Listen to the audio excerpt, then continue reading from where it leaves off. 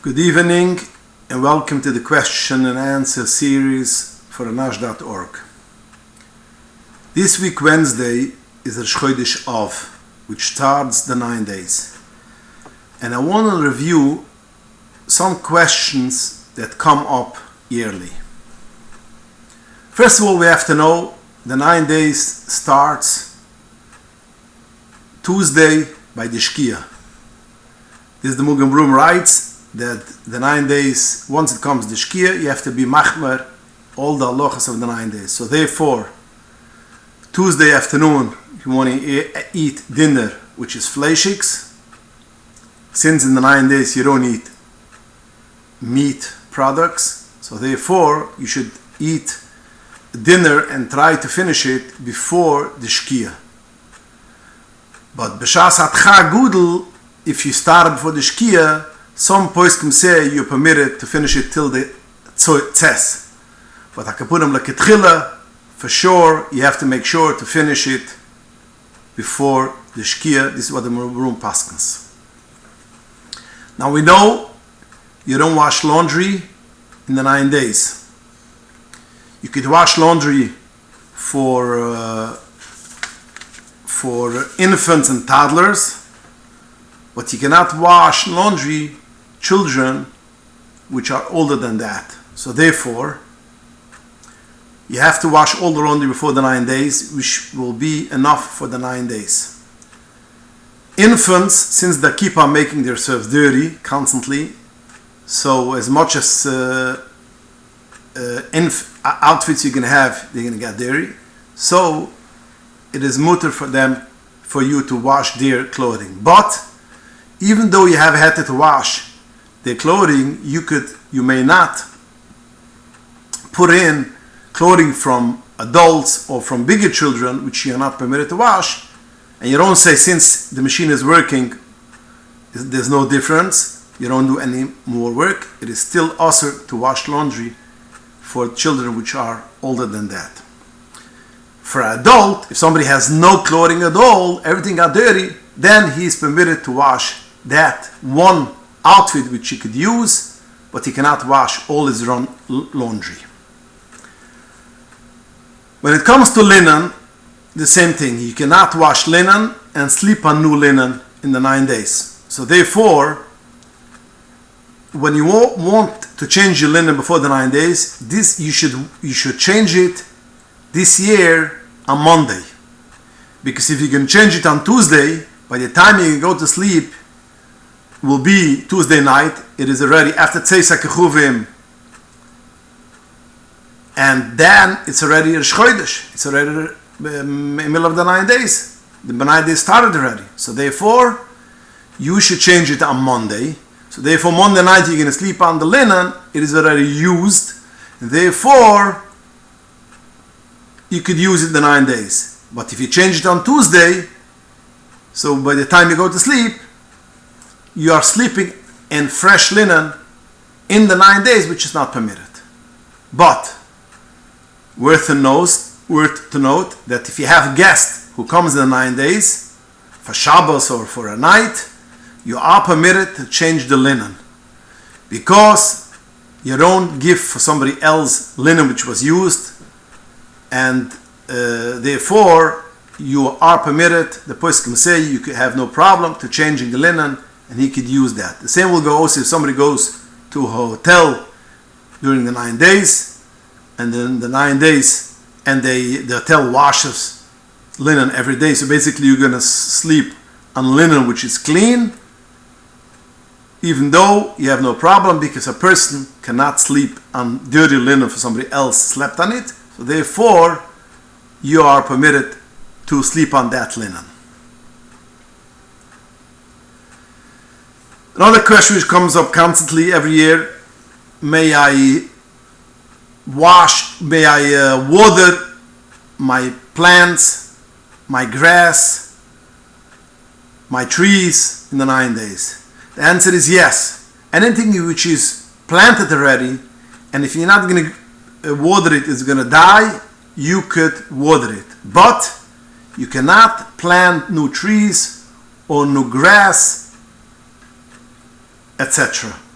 that you cannot do. But once it's planted, you have to water it. There's no problem to water it.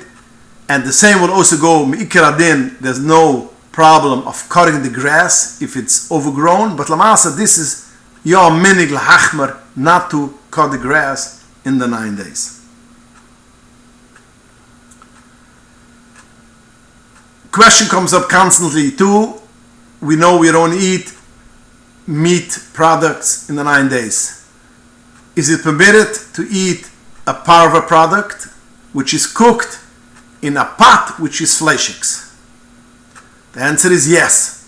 Although we don't eat any meat product, even though it doesn't have meat, but it is a tafshel shel basar. That means you cook chicken soup, although there's no chicken in the soup, it's only the soup.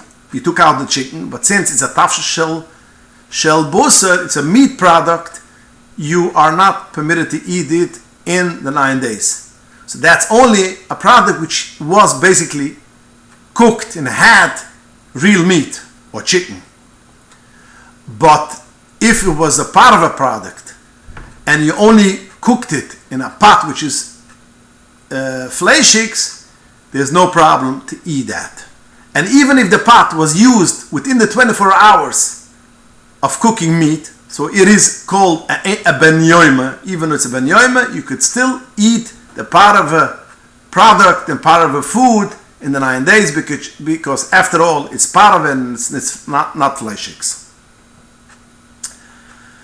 Am I permitted to wear my jewelry, which I wear usually all year round, in the 9 days? The answer is yes, you are permitted to wear your jewelry, which you use all year round, also in the 9 days.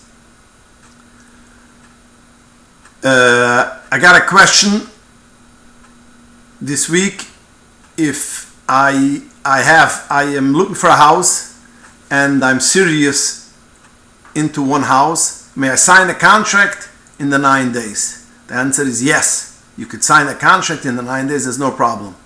Although you don't move in the 9 days and you don't paint, put carpet, wallpaper, etc. But signing a contract, there's no problem because there's such thing as Shemi Yekadmeni Acha, somebody else is going to take it away from you, he's going to sign before you. So there's no problem of signing a contract in the 9 days. The same will go also, there's no problem to making a shidduch, finalizing a shidduch in the 9 days.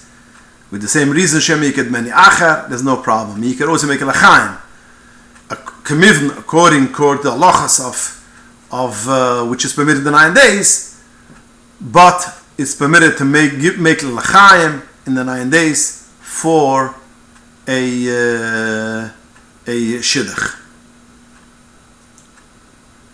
What things I'm permitted to buy in the 9 days? Regular household items you should need in the 9 days. If you need a pot which you don't have, or you need utensils which you don't have, anything which is regular you need in your house, you are permitted to buy. Now, even though it is an expensive item, for instance, your air conditioner broke, your wash machine broke, your refrigerator broke, and it's a couple of $100 to buy a new one. It is an expensive item. You could still buy it because that's called a household item, which is a regular item, which doesn't bring any simcha.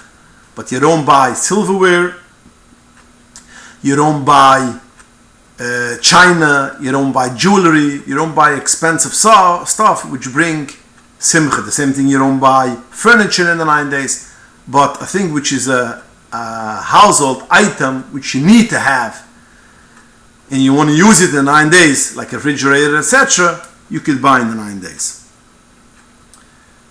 Swimming. Even small children are not permitted to go swimming in the 9 days.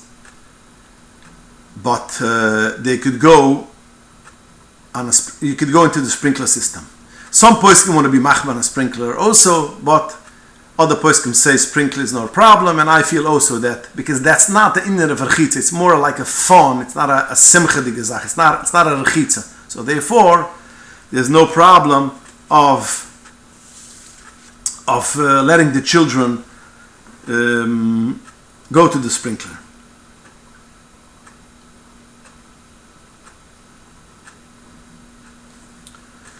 Okay, so now we'll get to the other questions which we got last week.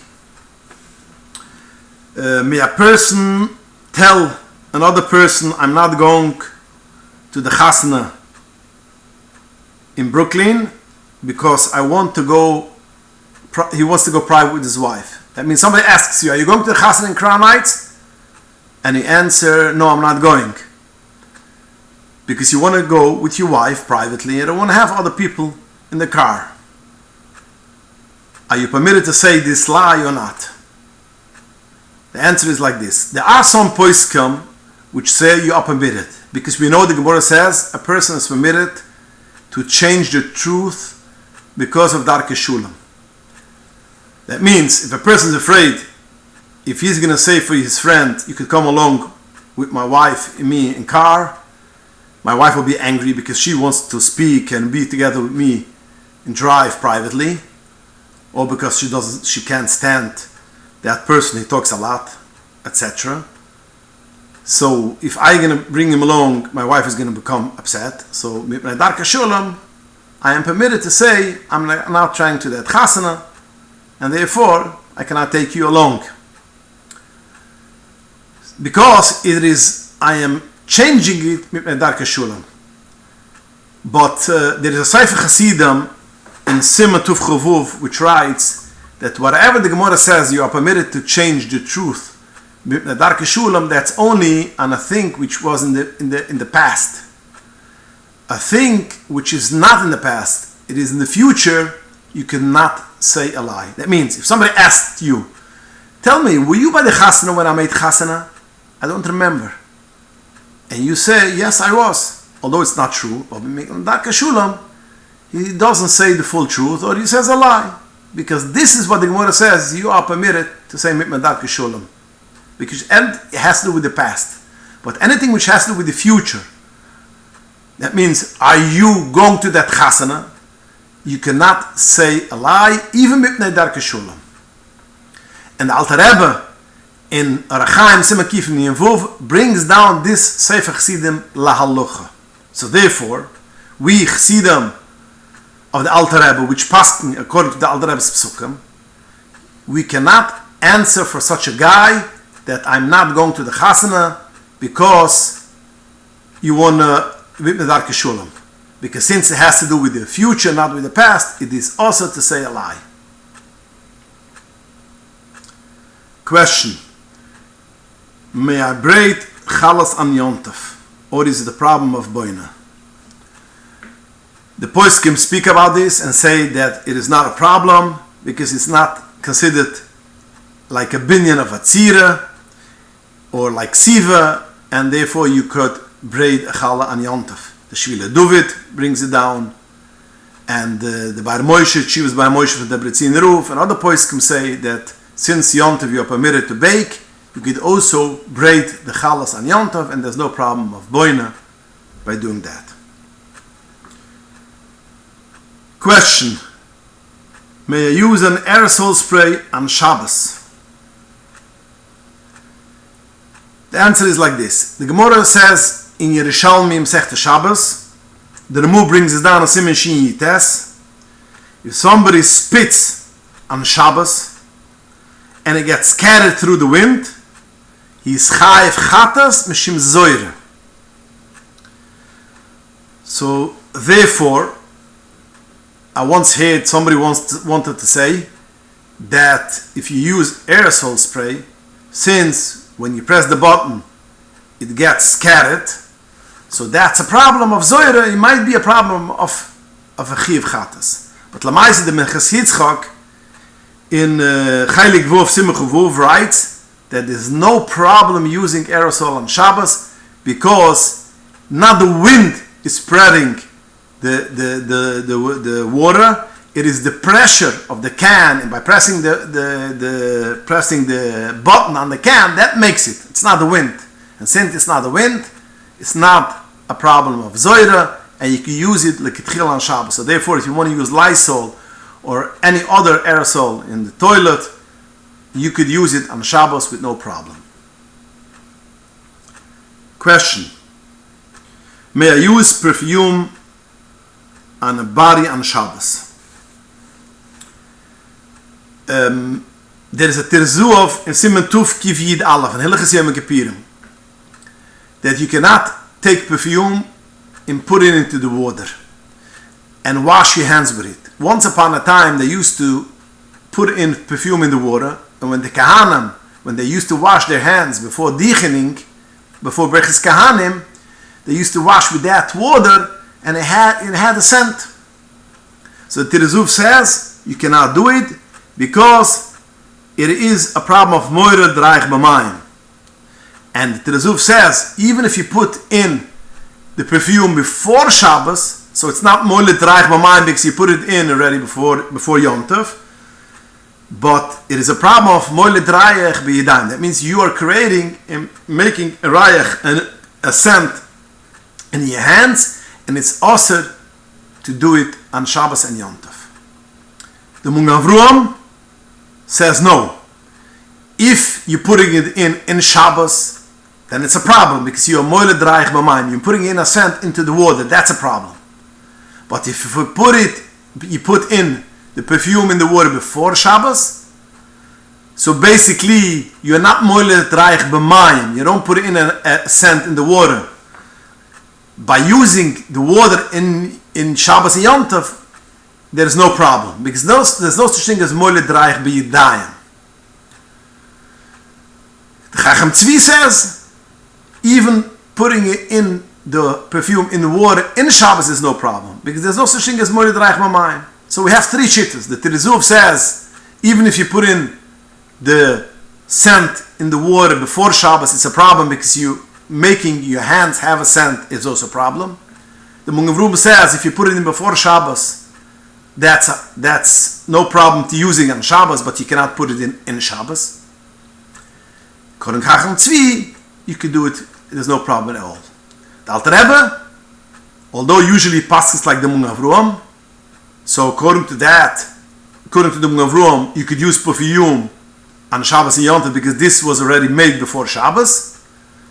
But over here, on this halacha, paskins like the Tirzuv, there is osur to use it on Yom Tov and Shabbos. So therefore, when it comes to our question, if you could use perfume on Shabbos, according to the Alter Rebbe, which paskins like the Tirzuv, you have a problem, you have to be machmer.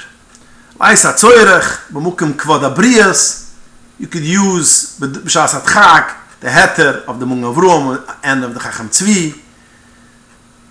But if it's not b'shas atchak or it's not b'shem kvod abrias, we chassidim of Alter Rebbe, we pass like the Alter Rebbe, which is machmer to use anything which has a scent on Shabbos and Yom Tov.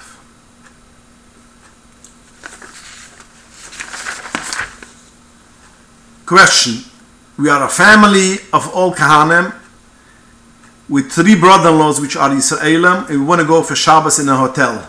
How do we do regarding Kriyas HaTorah and Elias?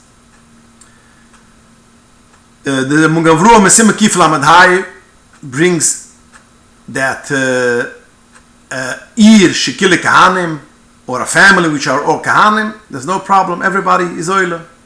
You know, you give a lease for Kahanim. If you have Yisraelim, Kahanim, Levim, Yisraelim, so only the first gets a coin. And the rest are Yisraelim. Levim and Levin is Yisrael. But if all of them are Kahanim, there's no problem.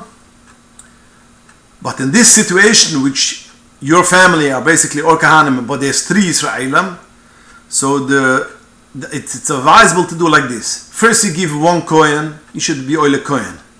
Then the same kohen should be oile bimkoim laivi, because there's no laivi, so he should be oile again bimkoim laivi.